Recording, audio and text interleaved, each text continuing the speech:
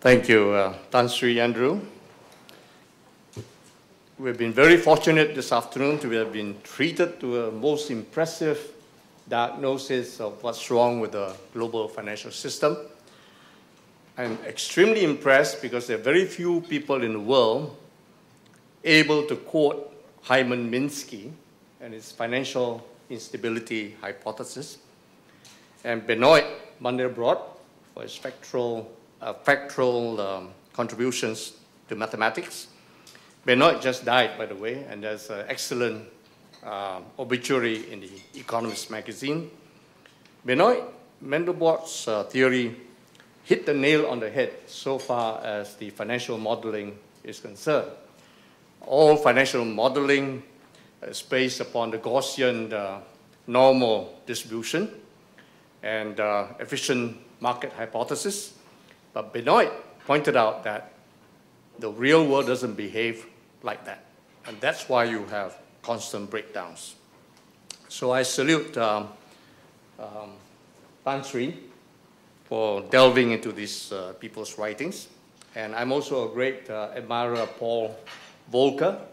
And unfortunately, he didn't get quite his way to get a financial system back on track. He wanted to get back to the Glass-Steagall Act, and he failed because the bankers were so much against him. Let me just take off from where Tan Sri ended. And I'm a little bit more sympathetic to what the Federal Reserve and the central banks of the advanced countries are trying to do. Their fiscal policy is frozen because of the sovereign debt crisis starting from Greece. Everybody in the developed world, with the exception of Japan, is not able to move forward in terms of further fiscal stimulus. Meanwhile, the unemployment is at an all-time high. Monetary policy, as he rightly pointed out, in terms of interest rate, you can't go lower than zero. And you have the danger of deflation being exported from Japan, which really makes real interest rates high. And central banks have never known how to handle or how to lower real interest rates. They know how to lower nominal interest rates, but they can't lower below zero. But more important than that, you have a severely damaged financial system. We never learned from Japan's 2 decades of stagnation. Japan could never get off the ground because Japan never repaired its financial system.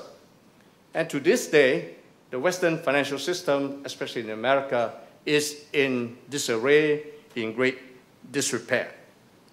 And so nothing moves.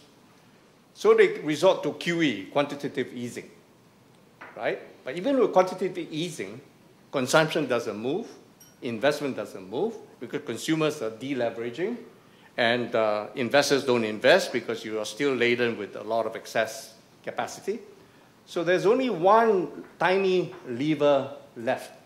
The hope that the money that is printed in great quantities will leave the shores of America, cause the American dollar to depreciate, and stimulate import competing production and export production in our net exports of America. They are hoping and praying this will happen. But in the meantime, they get very frustrated because they run against the Great Wall of China.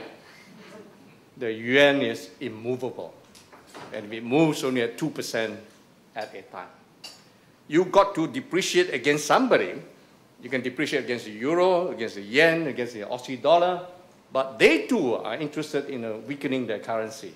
They too are engaged in QE, especially Europe and Japan.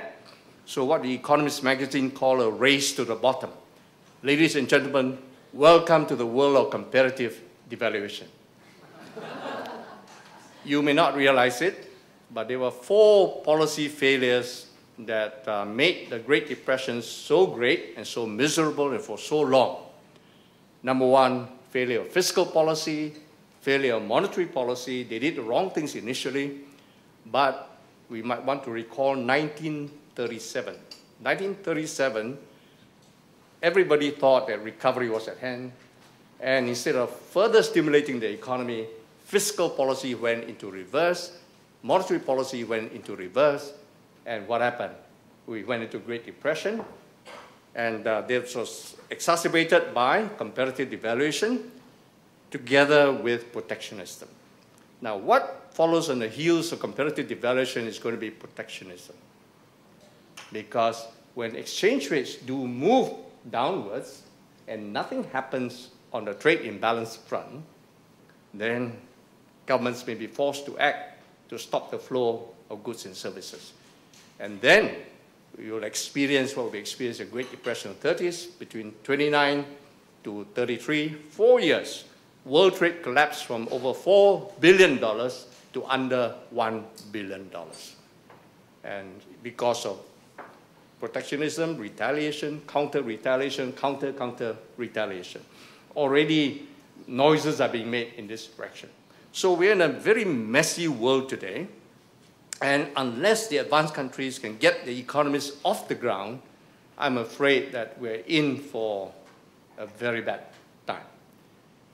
I was wishing that he would talk more about the role of financial centers. I am very uneasy about Singapore's role as a financial center.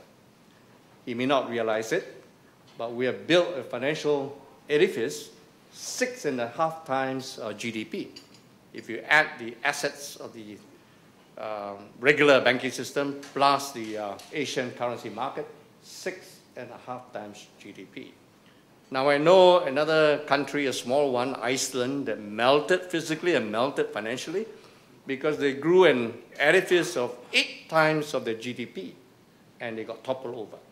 I know that London is in a very precarious position because they have greatly overborrowed on a short-term basis. And this is the other thing about financial centers.